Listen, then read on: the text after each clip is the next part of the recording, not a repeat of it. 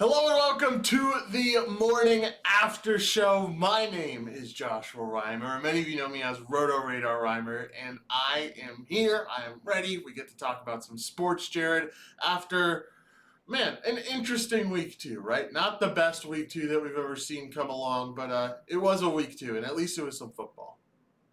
Yeah, again, the underdogs are coming out hot this year in the NFL season. So I saw last week, and I noted to the chat that 9 out of the 16 underdogs had covered and or won, and we had a lot of those happen last night as well for week two, including the Sunday night football game. The Ravens pulled out the victory there at home. Lots of crazy things to start off the season. Lots of quarterbacks got hurt. Lots of key weapons got hurt. It'll be very interesting to see now, Josh, if we can get all of the rookies to start at the exact same time here at week three. Yeah, it's definitely going to be interesting to see. We got some field time for Justin Fields. Finally got to see him a little bit after that Andy Dalton injury.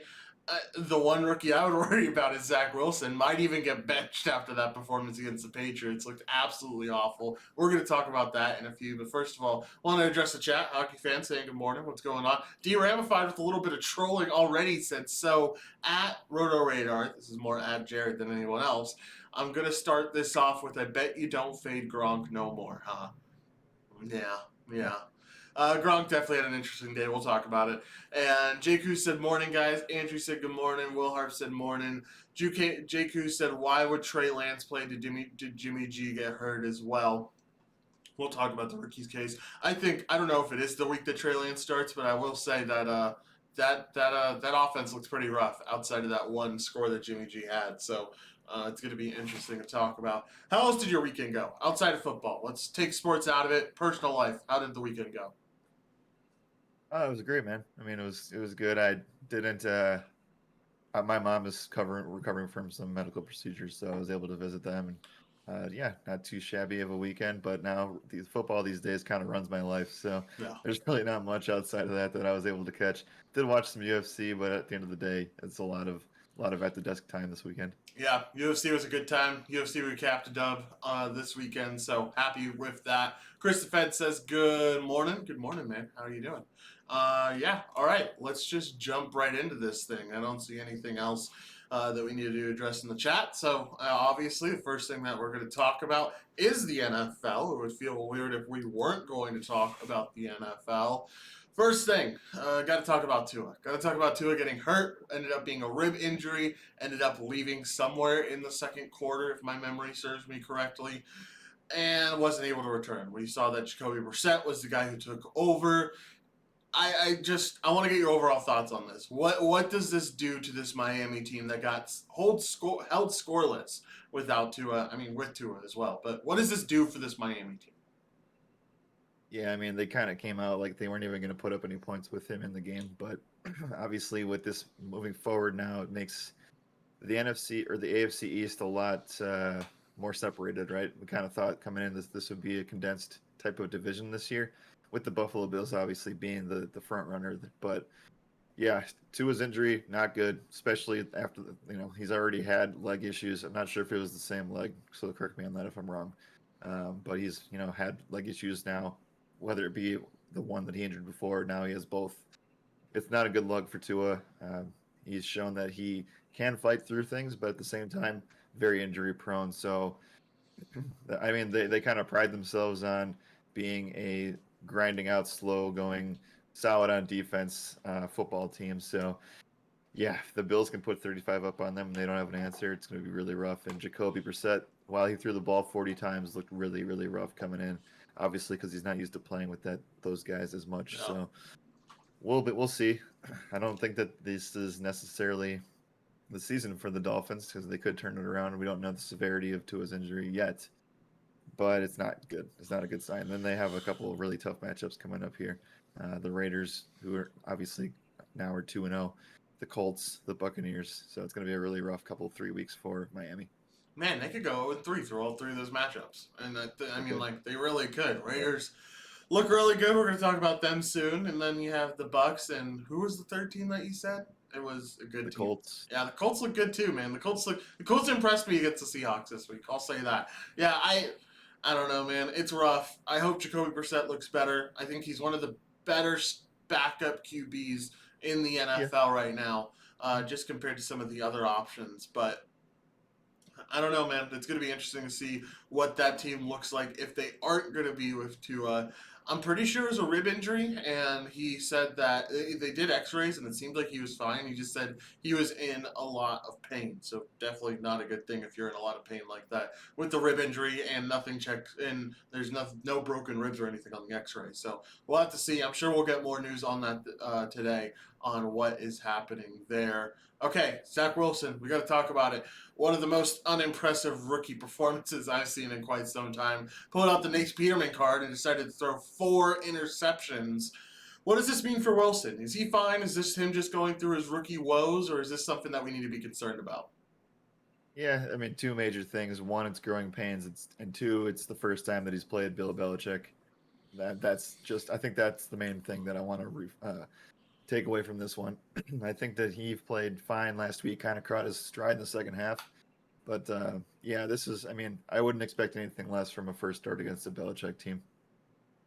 Yeah, seriously. I mean, you're facing the most talented or one of the most talented head coaches in all of football. It's you're gonna have those type of games, especially as a rookie. So I don't think it's time to wave the white flag. I don't think it's time to sound the alarms or anything on Zach Wilson. I think at the end of the day, you got to expect this, especially because your team's not very good with the Jets. So like, I don't know if you can really expect him to be all that and more when your team is like that, especially against that talented defense. I've been saying it all off season long that this defense would be a ton better. I know you've been talking about how they get so many guys back from the COVID list, and so yeah, I mean it's going to be tough for Zach Wilson. I think it's fine though. You expect those type of performances. At least he had the ability, and this is something I like to see in QBs, especially rookie QBs. He had the confidence to keep throwing the ball, right?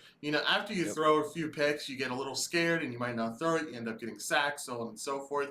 But he had the confidence to go out there and keep throwing it, even through each interception. So at least one good takeaway from Zach Wilson. All right, Sunday Night Football. It was a barn burner. A lot of fun to watch. No, probably not a lot of fun for you to watch, but regardless, it was a lot of fun to watch from a fan perspective.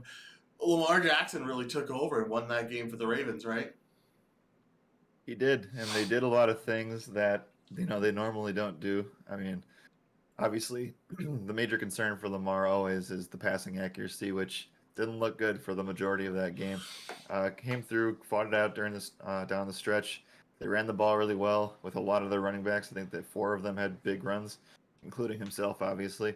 The main thing that you keep going back to, and the thing you see all over social media this morning, is that they had the confidence to go forward on fourth down when it was a very iffy decision to be made. Like they could have played it safe there, but they decided to go for it and keep the ball out of Patrick Mahomes' hands. Yeah, and that's the main thing, main takeaway that I have is that this team is confident and they didn't let the Monday night overtime loss hurt them, especially coming back now at home 1-1 against the Chiefs. Yeah, kind of crazy. I mean, getting wins against the Chiefs is a hard thing to do, and it's interesting to see them be able to do it, especially because they were trailing for a lot of that game. And it's something that concerns you a lot, kind of similar to what Seattle has, is when these run heavy teams that scheme for the run are down by, I think they were down by 11 at one point last night. Like Yep. what do they do after that? How do they come back from being down? And they showed that they can come back from being down. They showed that Lamar Jackson is not only a QB1 but probably an RB1 as well, because some of the runs he had were insane. All right, give me some other things that you found interesting from the NFL Week 2 Sunday. Yeah, I mean, we don't have to keep talking about the Chiefs, but I will say just credit to Baltimore's defense. I know that they forced a fumble, but they did keep the Chiefs scoreless in the fourth quarter, which I don't even know the last time that's happened to this team. So that, and then just a few other surprises in that division. The Browns came through, but again, Baker Mayfield ended up getting hurt. Jarvis Landry ended up getting hurt. So it's very interesting. That AFC North is going to be really something to watch. The Steelers dropped a game to the Raiders at home, and then the Bengals just completely imploded against Chicago. So we were wrong, and I was wrong on a lot of things this week. Now, week 2 has never really been that kind to me in the past, so I guess this is really no different this week. The only bet that I actually got right, Josh, was the Patrick Mahomes over yardage wise, and that was a pretty easy one. Hey, it's something at least, right? It's better than nothing at all. Yeah, a lot of things didn't go exactly our way. And it's funny because for those who don't know, Saturday night, Jared and I are on the voice chat with the season pass members, and we talk through some lineups. We do a lot of stuff. We just talk about everything that we need to talk about. And I talked about how I was like, these lines aren't right in Vegas or on Bet Online. Like, they're just not correct. And I'm pretty sure every line that I said, hey, this isn't correct, ended up doing just fine. Or like it ended up going the opposite way that I thought it would. So I don't know. Bet online, Vegas, just a tricky mistress to try to figure out sometimes. And that was especially the case for week 2. I want to talk about the afternoon games, man, because you look at all the afternoon games. You had a game-winning field goal in the Cowboys game. You had a OT game with the Seahawks and the Titans. You had an OT game with the Cardinals and the Vikings, and I'm trying to remember the last game on that slate. If you can help me, what was the fourth game on that slate? Cardinals. Oh, the Bucks. The Bucks game was closer than we thought too. Like, all Yep. that was a really fun 4 p.m. slate to watch. I get that's what they should do every week, right? Yeah, right. This That's is what they should do. 100%. It should yeah, be treated like a second prime time almost. I agree. So it was fun, obviously, if you had more than one TV or if you had Sunday ticket to fast forward through all those and take care of it. But yeah, I mean the Falcons were down 21 to 10 at one point. Looked good in the third quarter and then completely imploded in the fourth quarter. Yeah. The Buccaneers are just a different team in the second half. You saw that they scored 27 points in the second half. I also feel like Bart Simpson writing on the chalkboard saying that I'm never fading the Cardinals ever again because it's going to be like that every single week. Um, Maybe it won't be, but I think it's going to be like that every single week. I think it's going to be like that every single week. I'm sure we'll get to talk about it plenty on the strong side, Oh, but except for this week. Yeah, except for this week. I They don't play even. they play the Jaguars. Oh, interesting. Okay, yeah. I'm sure we're going to be talking about it plenty on the strong side, but that Arizona team is insane when it comes to the offense. Rondell Moore looked really good yesterday.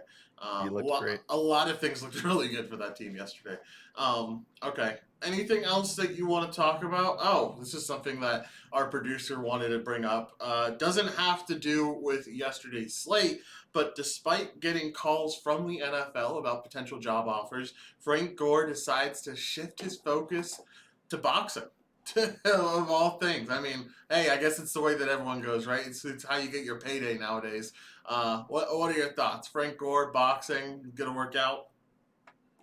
I can't say it's not going to work out because it could, but we'll see. I mean, the guy, the guy's in great shape. He's going to be, considerable shape coming into this too. I'm sure he was getting ready for football in the offseason too, and just decided, hey, maybe I'll go this route and see where it takes me. I don't think he's officially retired, has he? I don't think so. Yeah, so that'll be interesting to see and watch. Maybe he jumps on a team late after he decides to fight. Maybe he jumps on a playoff team. Yeah, definitely would be interesting to see him jump on a playoff team. Will Harp said, but Daniel Hunter is a freak. 3 sacks on Murray. Yeah, Daniel Hunter looked good. Um, Will Harps.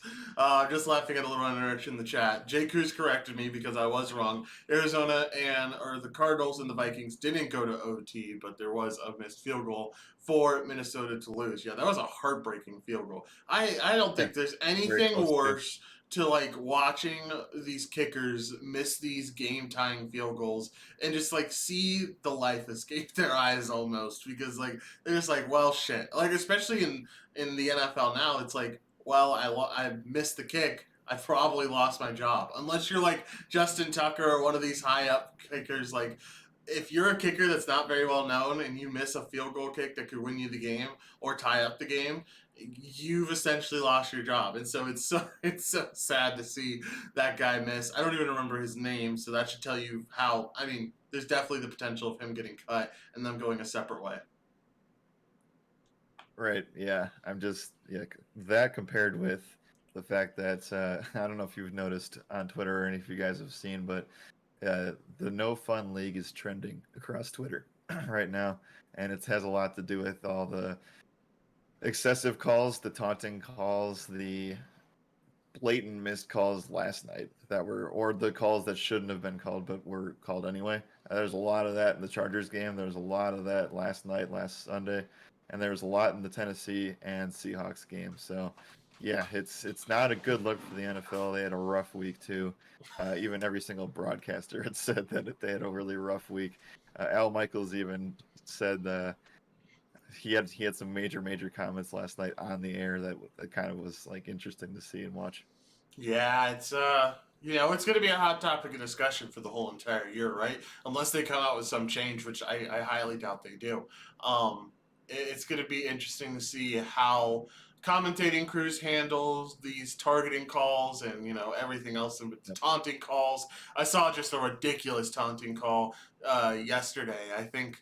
I don't know, Jared Cook or some tight end for the Yeah, Chargers it was caught a that game. touchdown Yep. and like he stood over him and like I was like, come on, man. Like, don't throw the flag at this. And of course, they threw the flag because that's just the NFL right now. So, JQ says every season there's something that refs do a lot in the first few weeks and then it slowly dies down. Yeah, I kinda.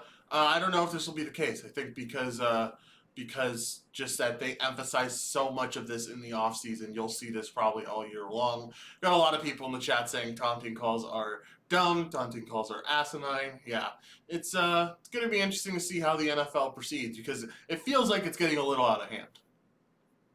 Yeah, it certainly is, and I understand that there's going to be some correction that takes place, and that has a lot to do with the fact that some of these crews might not be around in a couple of weeks. Uh, there's a few, especially in that Dallas game, that really turned me off the wrong way, Yeah. as well as the listeners. So, when your expected biggest primetime game of the afternoon flops like that and is held back by so many penalties, and you have the announcers saying it every like 30 seconds, then you have a problem.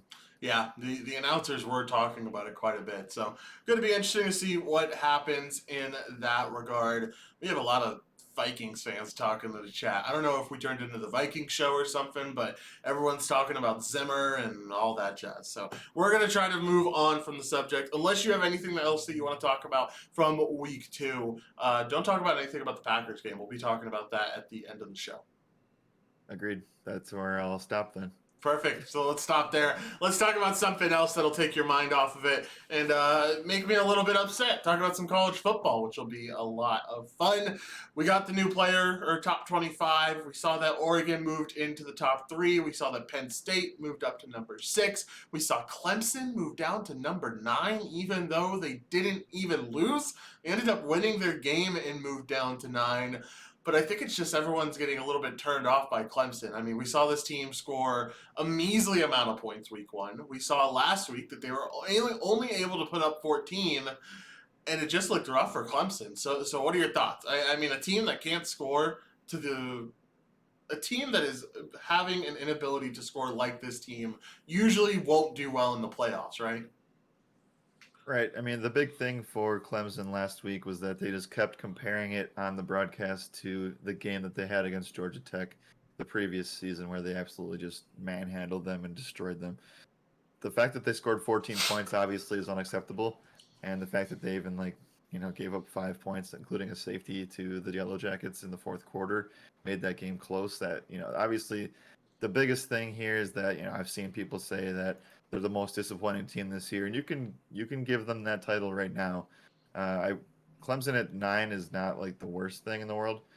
I would say that they did that because all the teams above them, 1 through 8, are undefeated, but there are so many undefeated teams below them as well that obviously didn't fit that mold in the same sense. So, yeah, I mean, I don't know. I think that Ohio State should be ranked above them, above Clemson. I think Florida should be ranked above Clemson.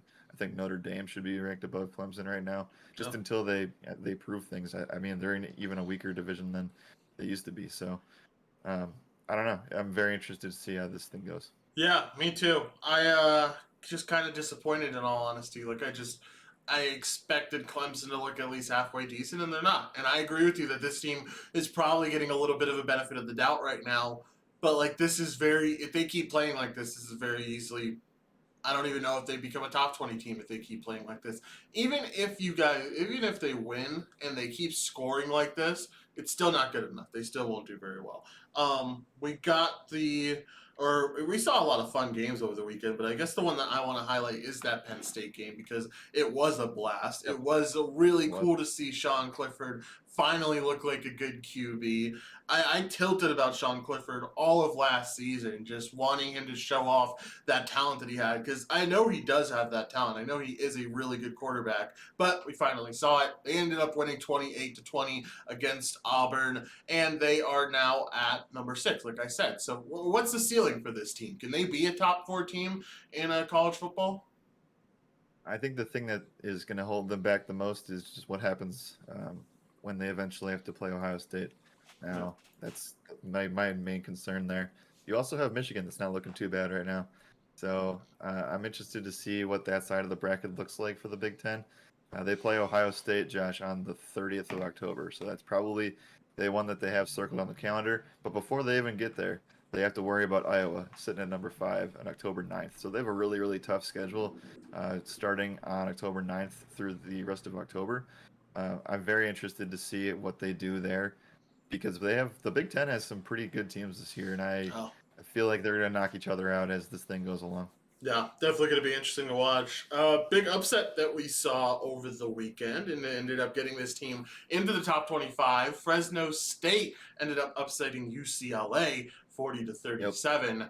We talked so highly about UCLA too after week 1, or I guess it was week 0 technically, but whatever you want to call it. In their first game, we talked very highly about UCLA. So to see Fresno State come out and beat them, I think it's our associate producer who's such a big Fresno State fan, but I know he was freaking out Saturday night because that was such a late game and he had the opportunity to watch it. They were talking about it in the chat, but Fresno State now up to 22 with UCLA at moving down from 15 to 24.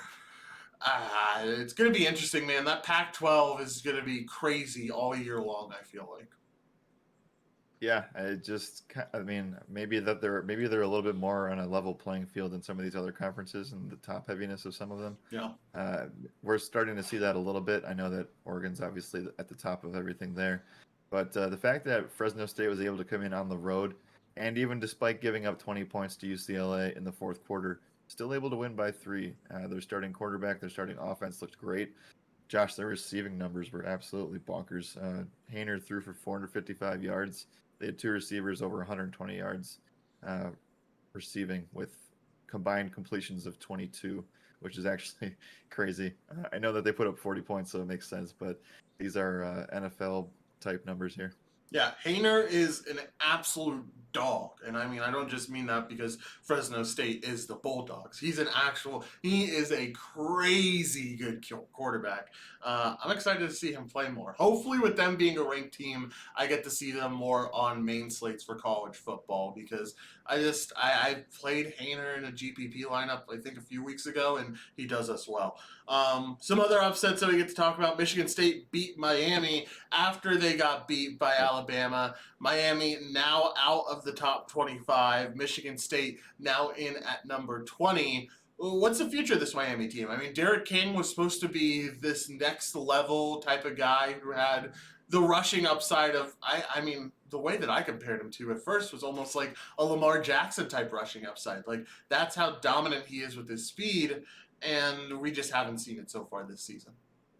Yeah, the big thing that stands out for me is that the rushing stat line for King, 12 carries for 7 yards the other Yeah. day. It's not good. I mean, he had good passing numbers only because they had to fight from behind here, and he made some mistakes down the stretch, throwing some picks at the end of the game. This team just kind of imploded offensively and defensively in the second half, completely shut down. They got outscored like 28-10 in the second half. So I think this is more of a credit to Michigan State than it is to Miami being bad. I think that Miami had a rough afternoon, obviously, in the second half, and just kind of let it let the game flow wide open once Michigan State was able to connect on that long bomb there in the fourth quarter. But yeah, Miami. Again, I think it's more of Michigan State just being underrated, and you add one more team to the Big Ten that can now be in that top 15, top 10 type of list. Yep, for sure. All right, Oklahoma moves down to number 4 from number 3. They won last week, but they had an incredibly close game with Nebraska. Ended up being 23-16. When we saw again, I just like I keep seeing Rattler underperforming, which scares me to say the least. What do you think about Rattler underperforming? I mean, this is a guy who was potentially going to be the number one overall pick, and I mean, Right. like maybe he still is, but like I haven't been impressed from what I've seen the first 3 weeks. Yeah, he still could be. The one thing I will say that won't defend him necessarily is that you won 76-0 against WCU, but then you also won. You're undefeated, and that's fine. But you won your other games by a combined less than 10 points, so or 12 points. Tulane only won by 5. Nebraska, you're clearly out. Nebraska came to play, but you are clearly the better team, and you won by 7. Even with and we have to talk about the best interception that I've probably ever seen in my life. So we'll talk about Yes. that in a second. But that's the highlight of this game for me. More of the Oklahoma defense actually stepping up because they're not known for defense. They're not, sought out. That's not in their scheme. They're not a defensive team. They just want to try to outscore you. And if you can keep up with them, then you have a way to beat them. But the fact that they scored 23 with Nebraska's defense, Nebraska just came to play, and I know that there's history in this rivalry. It's obviously where the game of the century came about, and now I don't know. I mean, these two teams were not the game of the century material. So Oklahoma, I'm not too worried. I'm not ready to pull the plug on Rattler being number one, but he definitely needs to start performing up to the ability that we know that he can, or we know the system can have him do. Yeah, he definitely needs to show us something here soon. And, again, like I said, soon, man. Like, you got to show us that you can be that QB that deserves to be the number one pick in the NFL. It's going to be interesting to watch because I think most most experts mock drafts don't even have him as number one right now. Like I think it's the I wouldn't guy. either. Yeah, I wouldn't either. It's the guy out of Houston right now, which I don't disagree with. I really like him too. So gonna be interesting to see how that all shakes out. We gotta talk about that interception. I'm really mad at myself for not pulling it up and not having the video ready to go because they even have one on ESPN where they show Rattler all shocked by it. If you don't know Yep. what we're talking about, go Google DJ Graham. DJ Graham is the guy who got that interception and man, just a crazy, crazy interception. I wish I could get a video or something of it right now, but it would screw up all our videos for later. So not gonna be able to. We'll try to get one tomorrow. Just an absolutely phenomenal interception. You talk about the game of the century, interception of the century, right there. Yeah, it's the best catch that we'll see this season, and possibly has. It's not Odell. It's not, well, it's comparable, but Odell's is still better just because of how far that throw was and where it was. But this was an incredible play by a defender, and you know that was the play that won the game because I thought that Nebraska on that drive was feeling themselves, and they were coming down. And that was around the 15-10 yard line. So yeah, I mean that turned the tides for the game. That turned the tides for literally everything, and that was easily the most viral video out of anything football related this weekend. Yes, it was absolutely insane from a football front. Last thing I want to talk about Alabama and Florida facing off against each other. Florida, the 11 seed, Bama, the 1 seed.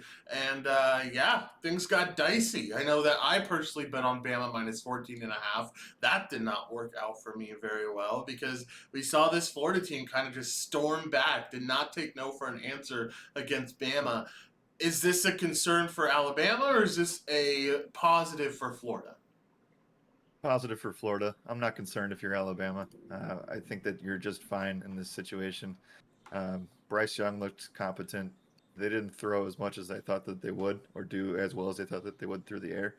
But yeah, I think this is more of Florida's thing. I think again we touched on this on Saturday. I was hoping so much that they'd be able to just get that one throw off right, but he obviously Jones took a sack there at the end of the game. But yeah, I wish that at least would have went up in the air so we would have had some sort of like, is this going to happen, yes or no? But it's always a bummer when that happens. The same thing happened with the Dallas game too. Just didn't give the extra Chargers drive a chance.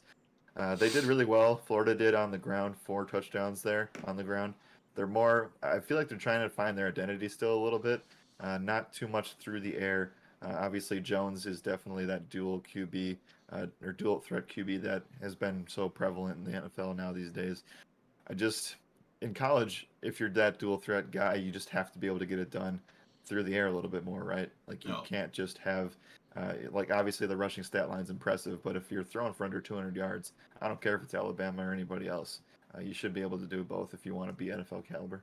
Yeah, for sure. It's going to be interesting to watch this Alabama team. I know there were some ESPN analysts who were kind of concerned about their performance. I thought they looked just fine. I think Yeah, this is a positive for Florida, man. Florida looked really good, and I'm excited to see what else they can do in their division. So I think it's a positive for Florida. I think it's kind of a mistake to rank them at number 11. I mean, I know they didn't win, but taking the number one team, being the team that gave the number one team the best run for their money so far through the season, yep, I feel like I would take Florida over Clemson any day of the week. Give me those two to that's what I match was gonna up, say. and I Yep. think that like easily I have Florida. Florida's probably the favorite on Bet Online. They probably are. I was gonna say the same thing. Flip those two teams in the standings, and then it looks a little bit more accurate. Yeah, I completely agree. All right, anything else you want to talk about with college football this weekend? If not, we got a little bit of MLB to talk about. No, the hype on Saturday lived up to its potential. I'll say that. I think that the Auburn game was great. I think that Alabama's game was everything it planned to be. Late, obviously, we didn't talk about the fact that Alabama was up 21-3 and then 21-9 at halftime. So the fact that that was able to become a game because it was all Alabama early just shows that again more so to the Florida team than anything else.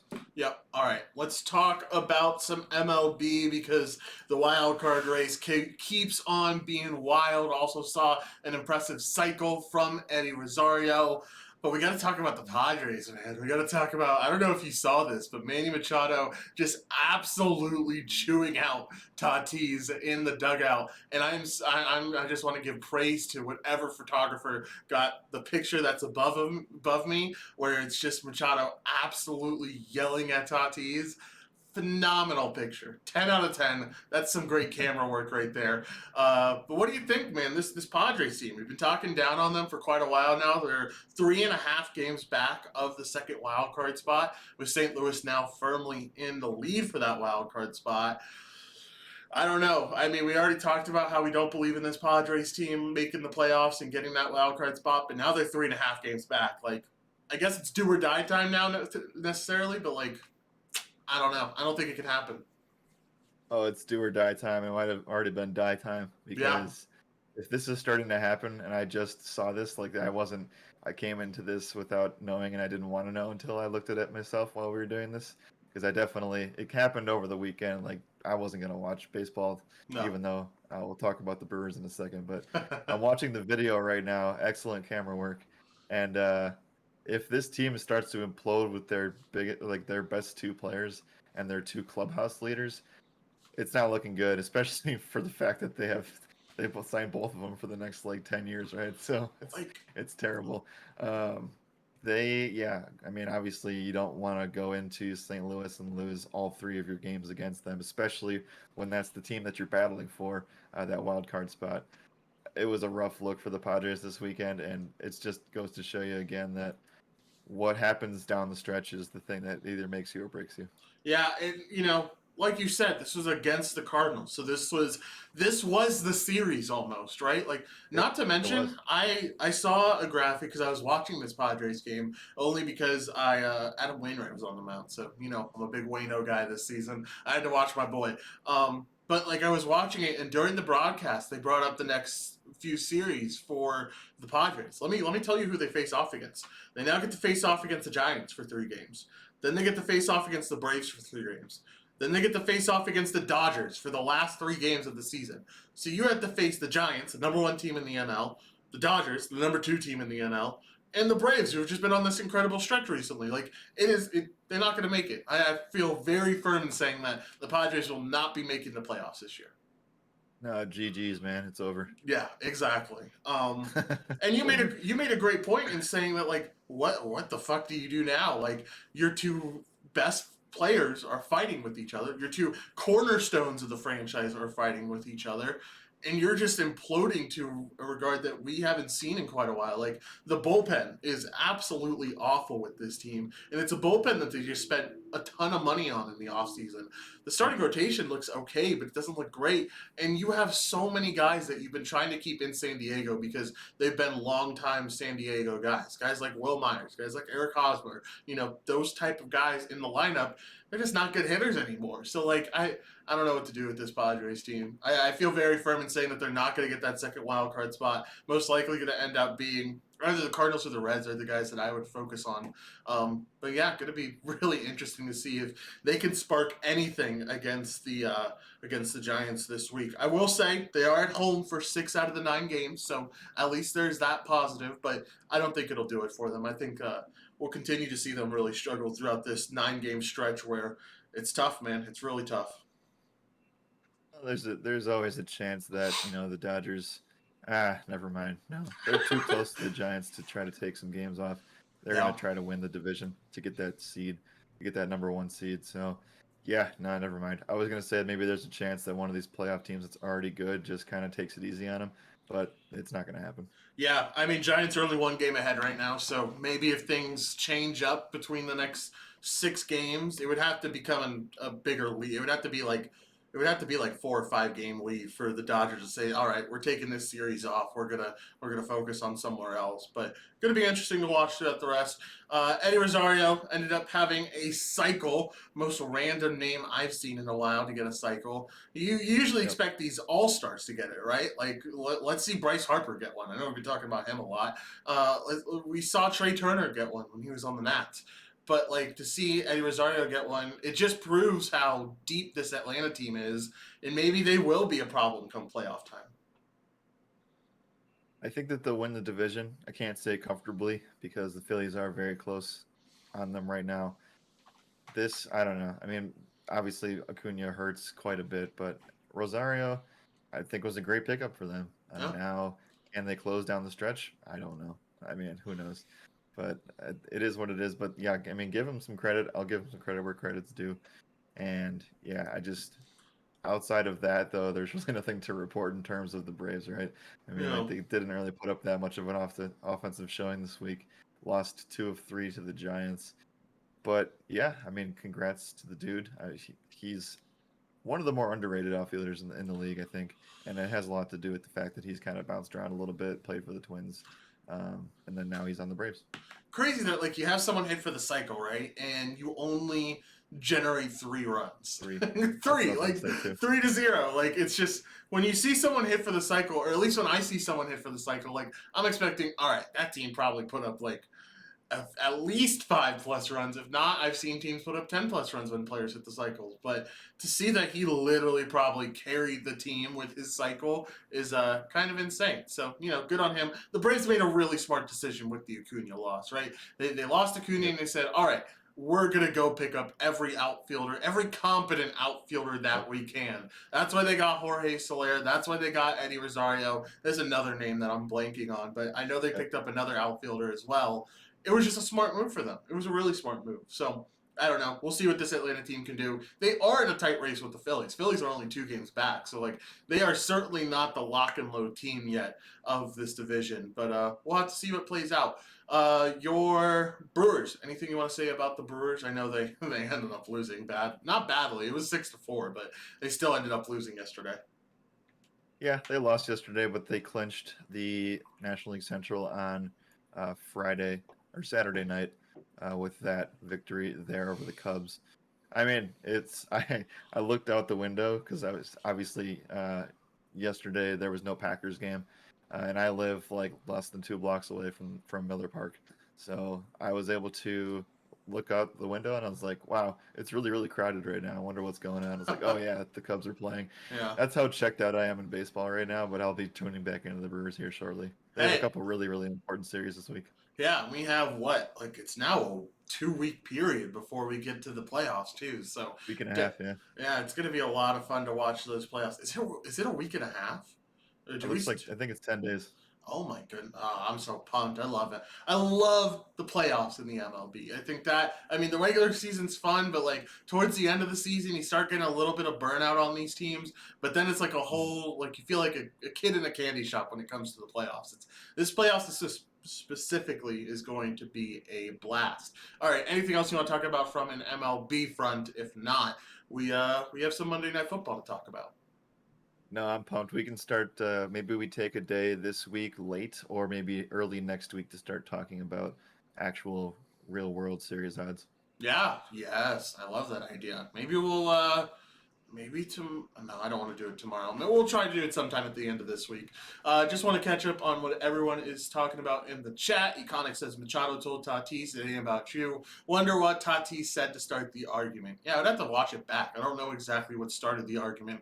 All I know is that we got this camera work and I started to see him yelling and I was like, oh, this is great. This is like a soap opera almost. This is incredible. There's a lot of drama. Will Harp said he kept talking about the ump calls. Jake Who said the St. Louis and Milwaukee series is huge. Red gets Pittsburgh at home, so Milwaukee could really help out Cincy.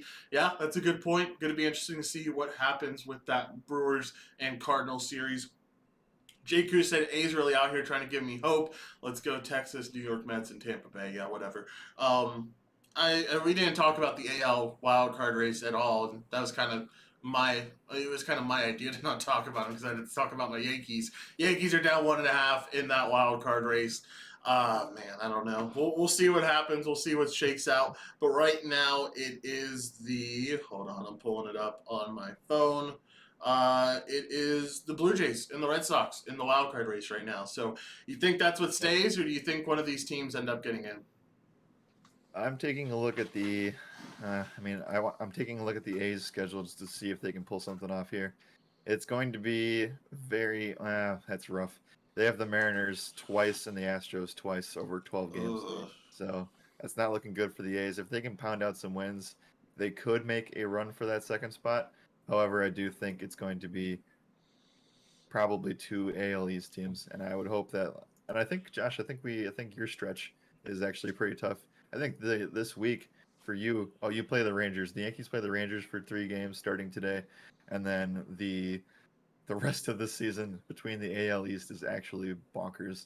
So we'll be covering that a lot. All of these teams, the Yankees, the Red Sox, the Blue Jays, and the Rays, all play each other once, if not twice, in some capacity. Yeah. So we end off the season against. Is this right? I thought we ended off the season in Fenway. I'm looking at all the schedule through No, my phone right now. no, No, we don't. you have Fenway this weekend. Yeah, we have Fenway this weekend. We have Toronto next week to end off the season, and then we have the Rangers this week. So, like, yes, you say it's tough, but you look at the other AL East teams. Boston, yes, they get the Orioles to end off the year, but they have us. They have the Mets right now, and they have.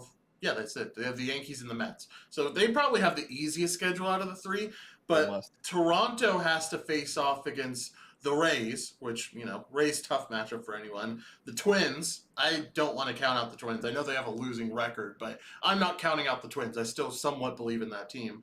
And then our Yankees for the last series. So, going to be a lot of fun to watch the end of the wild card race for the AL. All right, let's move on. Talk about some Monday night football. Have Aaron Rodgers hopefully looking better than he did in week one. Have DeAndre Swift, had an amazing week one performance. And honestly, the Lions as a whole had an amazing week one performance.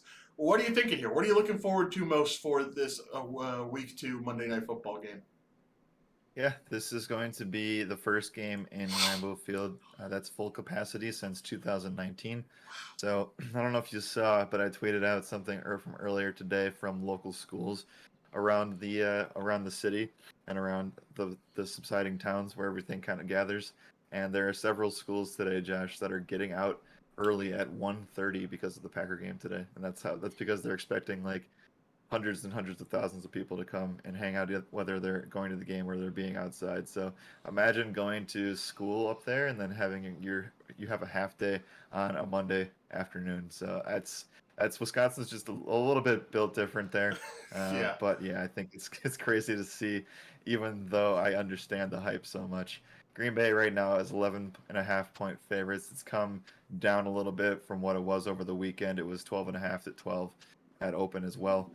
Obviously, the market thinks that the Packers are going to win, but I also will say that every single Monday night game that these two teams play, honestly, every single game that these two teams play is always a lot closer than people think.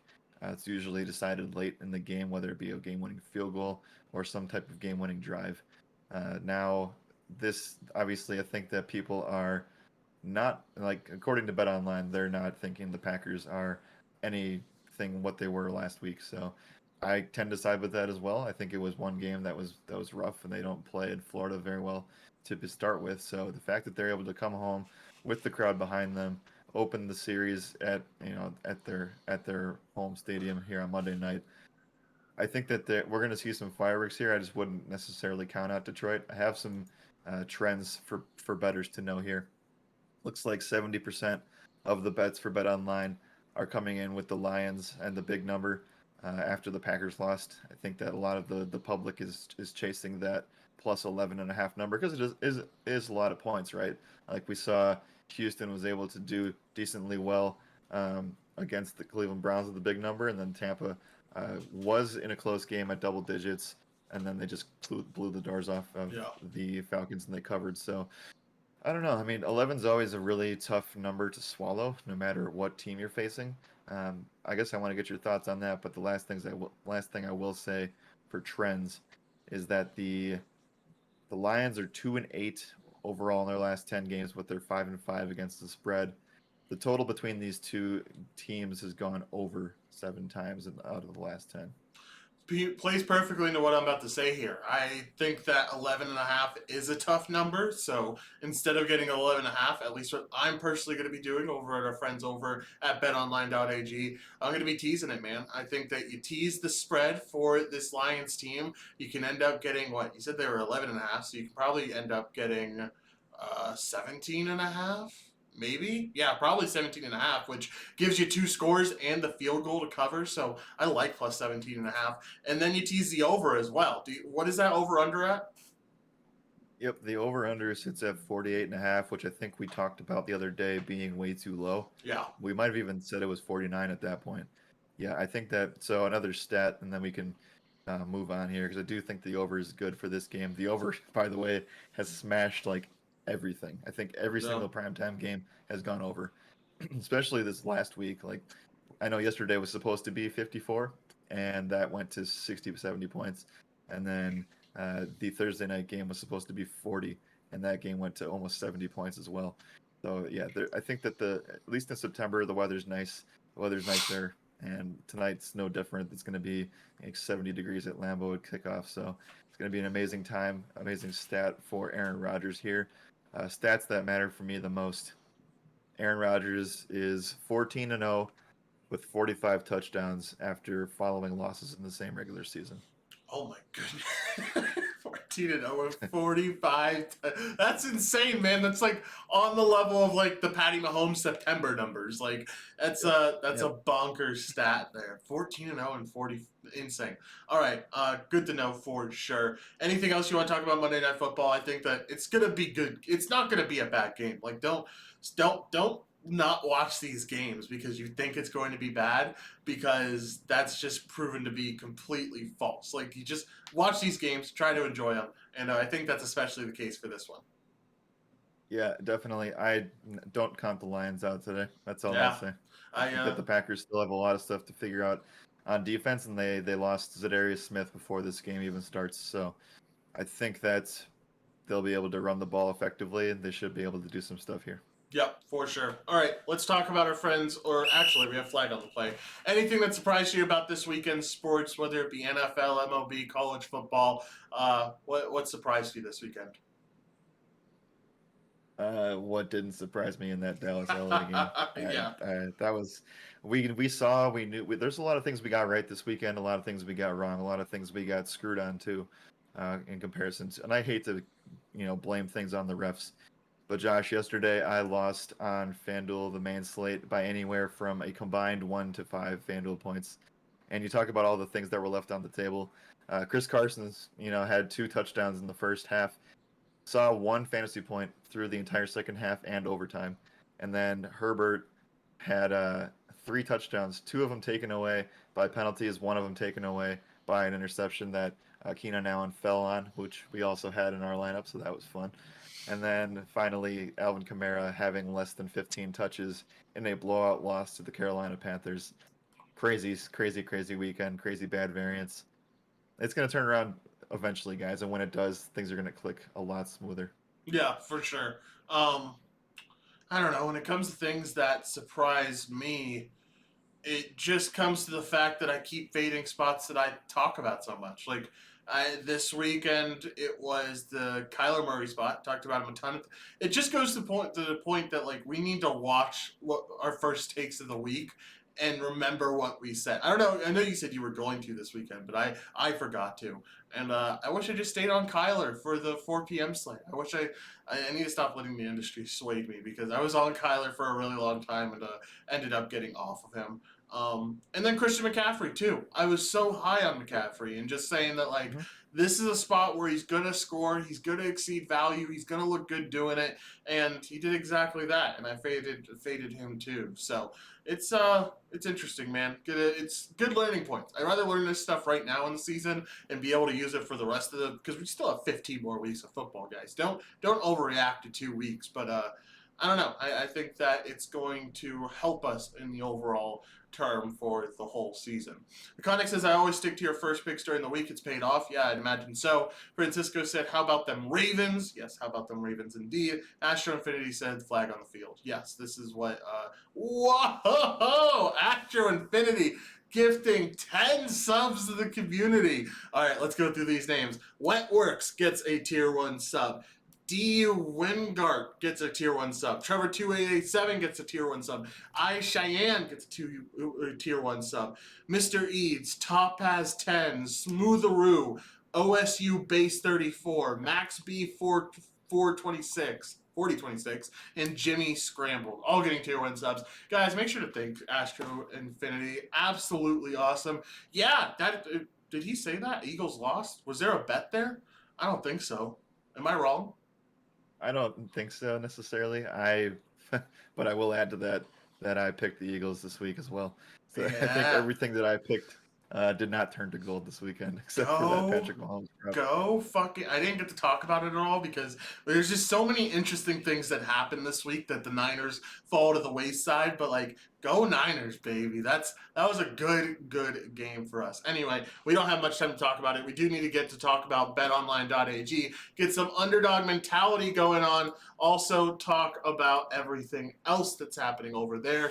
BetOnline.ag are presenting sponsors, Jared. Let's talk about this Lions game first. I feel like we just talked about some good plays already, but do you want to give us your underdog mentality, either from some player props from this game, maybe, or even from, just right here in talking about the main lines? Anything that you like?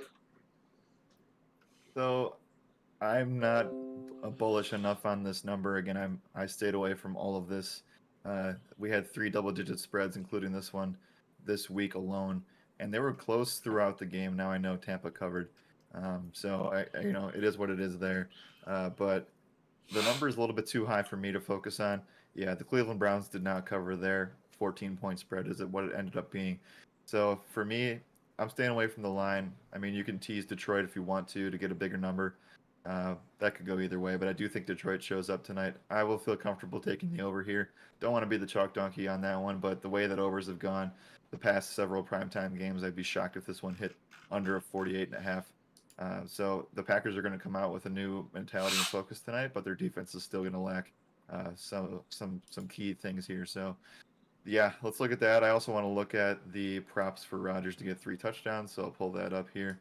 But yeah, the 14-0, 45 touchdown thing really got my brain ticking and my brain moving this morning. So I'm taking a look at that. Aaron Rodgers for 3 touchdowns. Josh, thought this would be better, but it isn't. It's minus 135, so they're giving him minus money on 3 touchdowns. Yeah, I mean, I don't blame him, right? Like, this should be a spot Yeah, where he gets it done. I'm tempted to take 4. I don't know if I really feel great about it, though, but 4 touchdowns is definitely in play. I'm looking at some other things, trying to see if there's anything that I really like. I want to see rushing I don't yards. mind. I don't mind Devonte Adams 2 touchdowns plus 200. Wow. The odds on Swift are kind of insane if you're looking at them. DeAndre Swift gets to plus money if he gets over 52 45. yards today. Yeah, that's a hammer. That's an absolute hammer. And honestly, I mean, like, I would have to look up historics and see how he's done against his team in the past, but I feel pretty comfortable betting him up to plus 72 yards. I mean, you got to remember Green Bay just doesn't have a good run defense. So, like, this should be a Yep. spot to where DeAndre Swift is able to run the ball and run the ball well. Anything else Agreed. that They you see? also have Oh, go ahead. yeah. So it's not even a concern because I think it'll be just fine. They don't have props for this guy out right now. I will look to see later if they pull him out. But Jamal Williams makes his return to Green Bay this weekend. Now, this is not a revenge spot for him. The Packers decided that they didn't want to pay him, and they already knew what they had in AJ Dillon behind him. So it was kind of a not a mutual decision. Like he was a little bit upset, but it's not like a spot where he's going to come out and just do whatever. But that I think him and DeAndre Swift both should have pretty good games in this spot. Especially like I said, Zadarius Smith out for at least this month, if not more than that. So the defense for the Packers is going to be shaky early on, and I don't see why both of these backs couldn't have 60 plus rushing yards. Yeah. All right. So for my underdog mentality bet, give me 72 plus yards for DeAndre Swift at plus Yeah, 162. I like that. I like that a lot. Do you want to give us one for underdog and then give us your lock? Sure. Underdog here. Give me. I want to see this guy's touchdown equity because I think he scores tonight.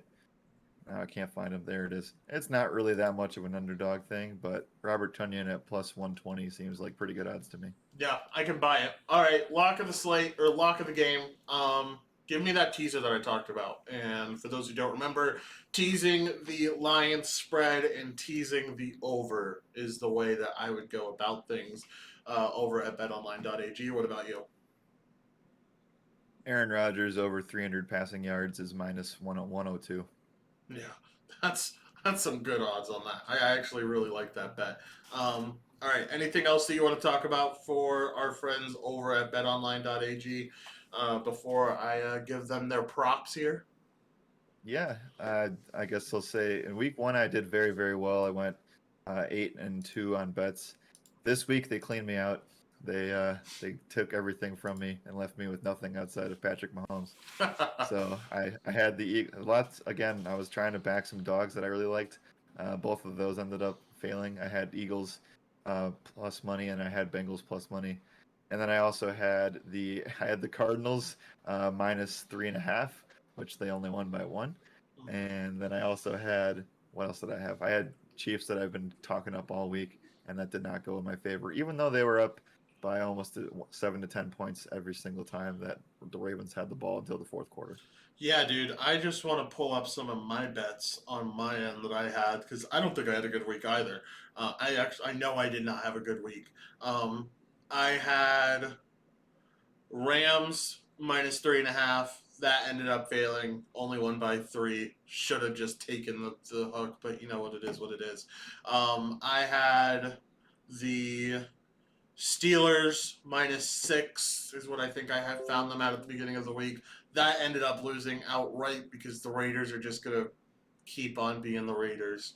And I also had that Cardinals bet too. So disheartening. I know there were some spots that I did well. I ended up having uh, oh, and I had Eagles with you plus 3.5 because I thought that was a no brainer and clearly it wasn't. So, you know, there's going to be some weeks that we do well. There's going to be some weeks that we don't do well. Bad variance is what D Ramified said. I couldn't agree more. Bad variance is going to, you know, rear its ugly head every season. I will say we did just get the news, or we got the news I think 30 minutes ago that Taylor is not playing for that Thursday night football game. You can see the odds Correct. right above me for the Panthers and Texans. Bet the Panthers. Davis Mills does not look. I'm such a Mills fan, and he did not look good. So I like that Panthers minus 7.5 too. Yeah, Especially because I think agreed. this is probably the lowest you get it at. I wouldn't be surprised to see it 9 or potentially maybe even 10 by Thursday. So Yeah, also, obviously the Texans covered last week. Just keep an eye out for. Oh, here's one. I was gonna say just keep an eye out for the Jaguars because they're now 0-2 against the spread. They lost. That was one pick I got right. Denver minus 6 there you go. last weekend. So that was something. But look at that right below you, Josh. You can see that the Arizona Cardinals are only 7.5-point favorites on the road against Jacksonville. Give me all of that. There's no Yeah. way that stays at 7.5. Yeah, for those who don't know, it's right there that we're talking about 7.5. Yeah, I can completely buy in on minus 7.5. All right, let's watch our video for the day. It's a little fun one. It's our update on our friends over at Presbyterian.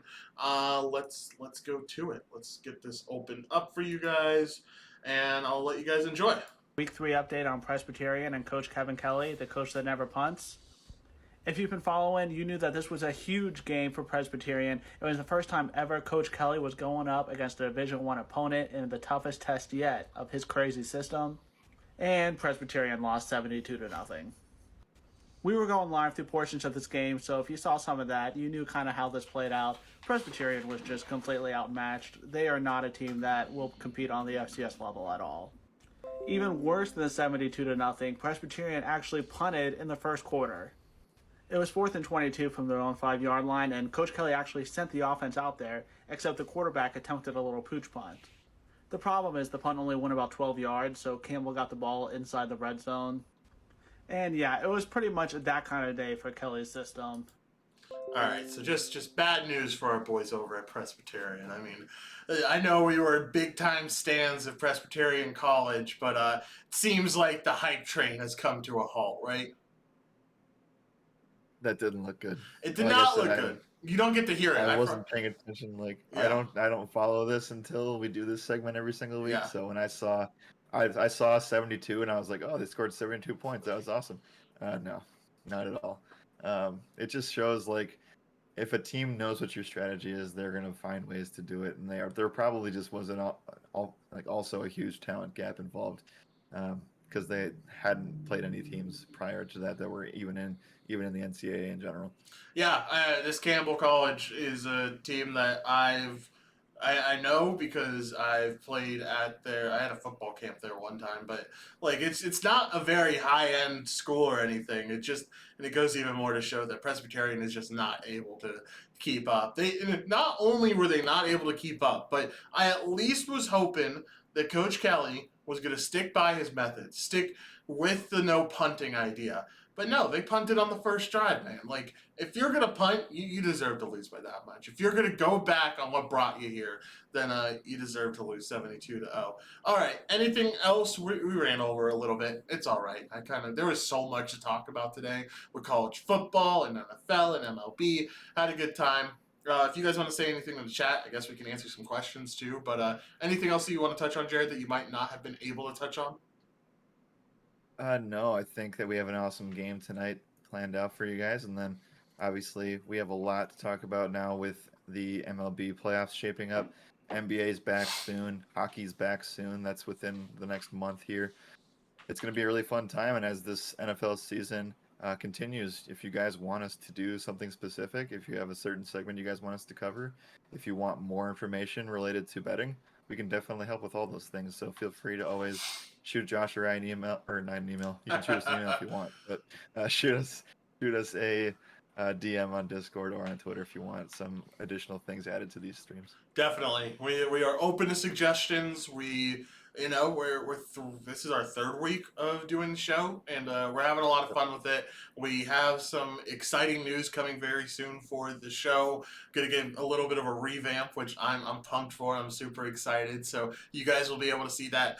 I don't know. I might be teasing it a little bit too much. It's either the end of this week or the beginning of next week that we get to see that. But super pumped up. Feel like the show's been going well, and I feel like you guys have been enjoying it too. So glad to see that. Just want to give a little shout out to our presenting sponsors over at betonline.ag. Betonline.ag is more than just an online betting platform. Their focus on the player approach has built their reputation on offering clients nothing but the best, from cutting-edge technology, enticing promotions, and the latest sports betting odds.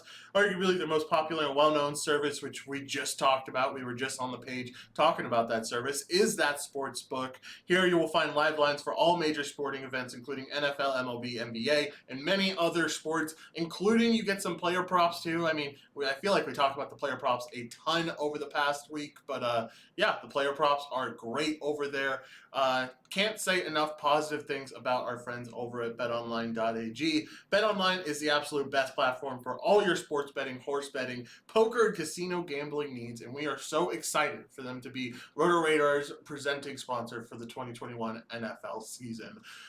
Jared, anything else you want to say about BetOnline? If not, we're going to get out of here, man. No, I mean, they have obviously everything that I want from a traditional stance as well as the live betting odds. When the Packers play, I always tease a bunch of stuff and do a bunch of player props. So it plans out perfectly according to what my Monday Night Football schedule already is like for DFS. And I'm able to kind of double down in certain spots and bet DFS while also using those stats to hopefully get my player props correctly too. Yep, for sure. It's going to be awesome. D. Ramified says ready for tonight. We are as well. Make sure to tune in for the Strong Side stream, which is coming later this afternoon. It's not the normal time. I know we usually go live at 12 a.m., but Jared, do you want to give everyone the time that we're going live for the Strong Side? Because I certainly don't remember. Yeah. So we are going live at 3 p.m. Eastern Time until roughly 4:30 p.m. Eastern Time.